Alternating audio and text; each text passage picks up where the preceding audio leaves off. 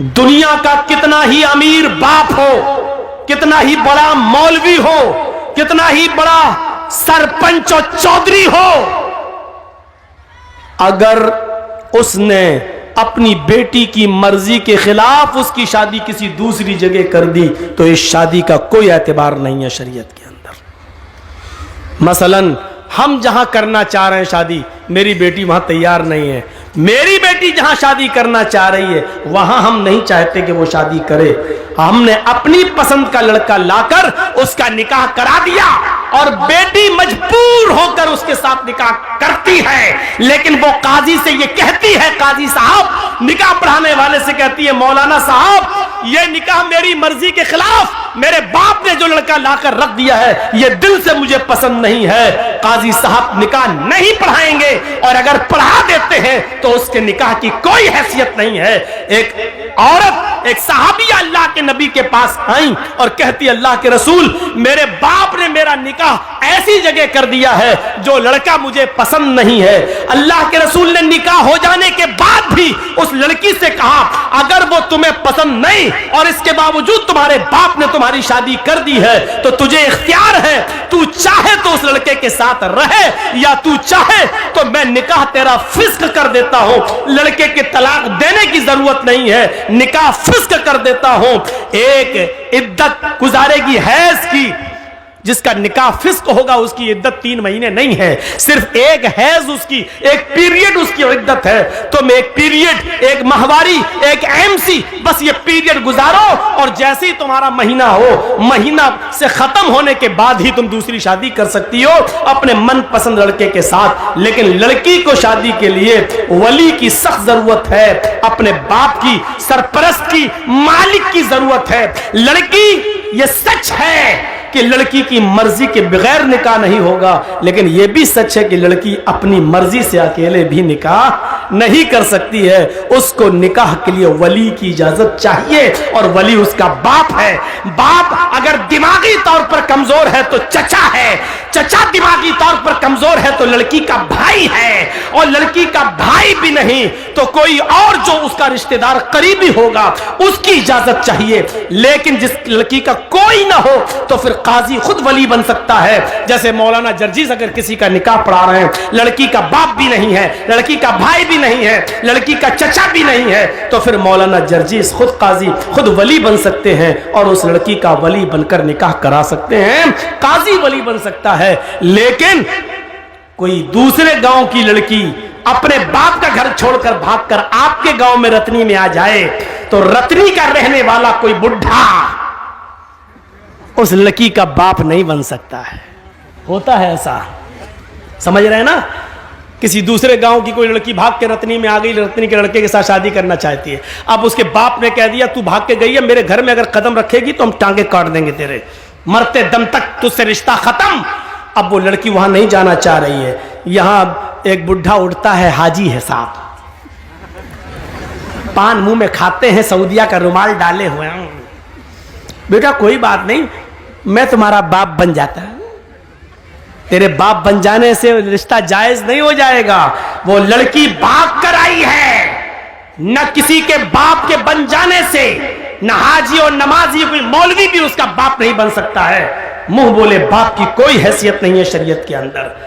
कल ये लड़की अगर हज करने जाती है तो मुंह बोले बाप के साथ नहीं जा सकती है, मुंह बोले भाई के साथ नहीं जा सकती है। शरीयत ने ये इजाजत नहीं दी जो चाहे उसका बाप बन जाए, फिर तो कोर्ट मैरिज भी इस्लाम में जायज हो जाएगी। जबकि हमारा सबका इज्तिमाई फतवा है, देवबंदी, बरेलवी, यहां तक के शिया भी, यहां तक के अहले हदीस भी, सबका इज्तिमाई फैसला है और इज्तिमाई फतवा है कि कोर्ट मैरिज माँ बाप की इजाजत के बगैर जो लड़के और लड़कियां कोर्ट में कर रहे हैं, इस्लाम के अंदर, शरीयत के अंदर इस कोर्ट मैरिज की कोई हैसियत नहीं है, ये जायज नहीं है। कोर्ट मैरिज के बावजूद लड़का और लड़की जिनाकारी करेंगे, हरामकारी करेंगे, उनसे जितनी औलाद पैदा होगी सब हरामी और नाजायज औलादें मानी जाएंगी। मेरे प्यारे साथियों, शरीयत के अंदर वली चाहिए, वली, लड़की को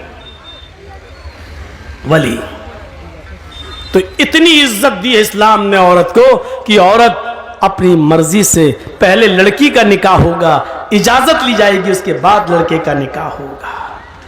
अगर शादी के दिन ही लड़की मना कर दे कि हम नहीं करेंगे, लौटाओ इन चोरों को, भगाओ भगाओ इन डाकुओं को, ये लूटने आए हैं, नहीं करेंगे।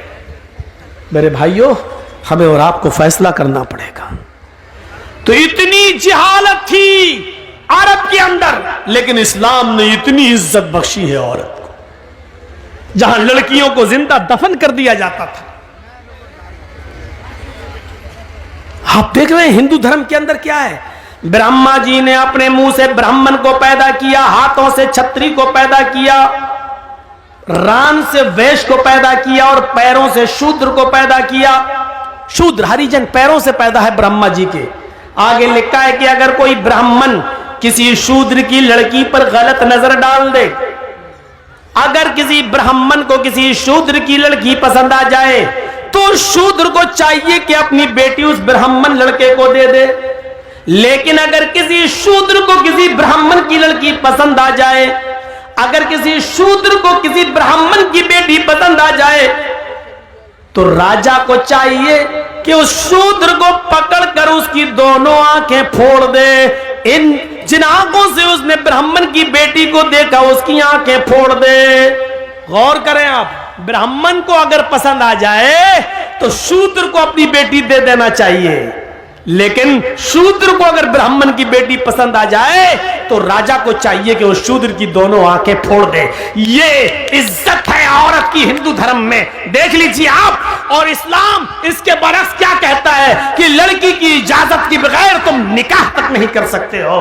आपने देखा है एक औरत का मकाम इस्लाम के अंदर क्या है, और मजीद देखना चाहते हो तो आओ मैं तुम्हें दिखाऊं एक औरत को क्या सम्मान दिया है। कभी हज करने गए हो? नहीं। अल्लाह ताला हम सबको तौफीक दे हज करने की। अल्लाह रब्बुल आलमीन उस मुकद्दस मकाम पर हम सबको पहुंचाए। जब आप जाएंगे या जो लोग गए हैं उनसे पूछिए, आप पहले उम्रा करेंगे, और उम्रा जब आप करेंगे तो जाते ही आप एहराम की हालत में पहले खाने काबा का तवाफ करेंगे, 7 चक्कर लगाएंगे। खाने काबा का तवाफ पूरा करने के बाद आप मकाम इब्राहिम के पास 2 रकात नमाज पढ़ेंगे। अगर वहां जगह न मिल सके भीड़ में, तो पूरे खाने काबा में जहां आपको जगह मिले वहां 2 रकात आप नमाज पढ़िए। फिर आपको जो दुआ मांगना है मांगिए। उसके बाद आपको सफा और मरवा की सई करना पड़ेगी, सफा और मरवा का चक्कर लगाना पड़ेगा। आपको पहला चक्कर सफा से शुरू करना है, मरवा तक जाना है, मरवा से फिर लौट के आना है, सफा तक जाना है। आपको आने और जाने को मिलाकर 7 चक्कर लगाना है। जब सफा से मरवा की तरफ आप जाएंगे तो पहले आप नॉर्मल चाल चलेंगे, नॉर्मल, फिर हरी बत्ती लगी हुई है, ग्रीन सिग्नल। जब आप ग्रीन सिग्नल पे पहुंचेंगे तो वहां थोड़ा सा सीना तान कर, थोड़ा सा सीना तान कर, अकड़ कर ऐसे ऐसे आप दौड़ेंगे। बहुत तेज नहीं जैसे रन ले रहे हो क्रिकेट का, ऐसे नहीं, हल्का हल्का दौड़ेंगे और सीना थोड़ा सा ऐसे ऐसे ऐसे करते हुए आप हल्के हल्के दौड़, ऐसा लगे कि हां दौड़ रहे हैं, लेकिन स्पीड बहुत तेज नहीं, हल्की हल्की चाल से दौड़ते हुए आप जाएंगे। क्यों? आप फिर दूसरी हरी बत्ती लगी है, वहां आप फिर नॉर्मल चाल से शुरू करेंगे। फिर हरी बत्ती लगी है, फिर वहां आप सीना तानेंगे और अकड़ के चलेंगे। फिर मरवा से आते वक्त भी आप ऐसा ही करेंगे। इन मकामात पर जहां हल्का हल्का सीना तान कर दौड़ा जाता है, वहां हजरते हाजरा दौड़ी थी। जब उनके बेटे को पानी नहीं मिल रहा था, जमीन पर एड़ियां रगड़ रहे थे इस्माइल, मुंह में अंगूठा रखे चूस रहे थे, और हाजरा कह रही थी, अल्लाह मेरा बेटा प्यासा है, तेरा बंदा इब्राहिम इसको तेरे सुपुर्द करके गया है, मुझे और इस बच्चे को तेरे सुपुर्द करके गया है। जब मैंने पूछा कि मुझे किसके हवाले करके जा रहे हो, किसके हवाले, इला मन ततरुकुना, हमें किसके हवाले छोड़ के जा रहे हो? तो इब्राहिम अलैहिस्सलाम ने आगे बढ़ते हुए कहा था, इल्लल्लाह, आय अल्लाह, मुझे और इस बच्चे को उसने तेरे हवाले किया है, तेरे सुपुर्द किया है। इस बच्चे को प्यास की शिद्दत महसूस हो रही है, इलाके में कहीं पानी नहीं है। हजरत हाजरा पानी की तलाश में पहाड़ी के ऊपर चढ़ जाती है, सफा से नीचे झांक कर देखती है, शायद कोई गांव, शायद कोई कबीला, शायद कोई मोहल्ला मुझे नजर आ जाए। दो चार आदमी रहने वाले नजर आ जाएं और मैं उनसे थोड़ा सा पानी ले लूं, लेकिन पहाड़ी की ऊंचाई पर चढ़ने के बाद भी उनको नीचे कोई बस्ती नजर नहीं आई। सफा से चक्कर लगाती हैं, नॉर्मल चाल चलती हैं, फिर थोड़ी दूर सीना तान कर चलती हैं, दौड़ती हैं, फिर रुकती हैं, फिर नॉर्मल चाल चलती हैं, फिर दौड़ती हैं, मरवा पे पहुंच जाती हैं। मरवा की पहाड़ी से नीचे झांक कर देखती हैं कि कोई बस्ती मिल जाए, कोई मोहल्ला मिल जाए, कोई गांव मिल जाए जहां मैं थोड़ा सा पानी लेकर अपने बच्चे को पिला सकूं। लेकिन मरवा की पहाड़ी के नीचे भी कोई बस्ती आबाद नहीं है। लेकिन अपने बच्चे को देखती है, होठ में अंगूठा रखे हुए है, अपने बच्चे की प्यास की खातिर फिर मरवा से सफा, फिर सफा से मरवा, फिर मरवा से सफा, फिर सफा से मरवा, 7 चक्कर लगाकर अपने बेटे के पास आकर बैठ जाती है और कहती है, अल्लाह जितना मैं औरत होकर कर सकती थी कर लिया, एक लेडी होकर कर सकती थी कर लिया, जितना दौड़ सकती थी दौड़ चुकी, जितनी मेहनत कर सकती थी कर ली, अब ताकत मेरे बस से बाहर हो चुकी है। अल्लाह तू ही गैब से मदद फरमा, इस इस्माइल के लिए पानी का इंतजाम कर दे। अल्लाह इसको मेरा शौहर मुझे और इस बच्चे को तेरे हवाले करके गया है। अल्लाह ने कहा, जिब्रील क्या देखते हो, मेरी बंदी ने मुझे पुकारा है और मेरा बंदा इब्राहिम मेरे हवाले करके गया है, मेरे भरोसे पर छोड़ कर गया है और मेरे ही रास्ते में गया है। जाओ जहां इस्माइल पैरों की एड़ियां रगड़ रहे, तुम अपना पर वहीं पर मारो। जिब्रील अमीन आसमान से नीचे उतरते हैं और जहां इस्माइल एड़ियां रगड़ रहे थे वहीं पर मारते हैं और पानी का चश्मा जारी हो जाता है, पानी बहने लगता है। हाजरा उस पानी को देखकर खुश हो जाती हैं और उसको मुंडेर बांधने लगती है। पानी इधर उधर बहने लगा, वो सोच रही थी कि पानी कहीं खत्म ना हो जाए, इसलिए समेटने लगी। कितना समेटेंगी, पानी का चश्मा निकल रहा है, पानी इधर उधर ऐसे समेट रही है और अब अबरानी जबान में कह रही है, जम जम।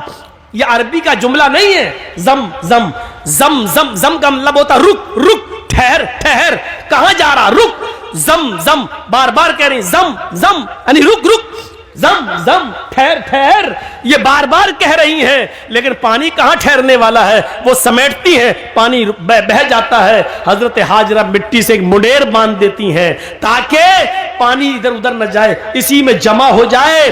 मेरे भाइयों, अल्लाह के नबी ने फरमाया, अल्लाह हाजरा पर रहम फरमाए। अगर हाजरा ने उस पानी की बाउंडेशन न की होती, हाजरा ने उस पानी की मुंडेर न बांधी होती, हाजरा ने उस पानी को रोका ना होता, तो अल्लाह उस पानी को सारी दुनिया में पहुंचा देता।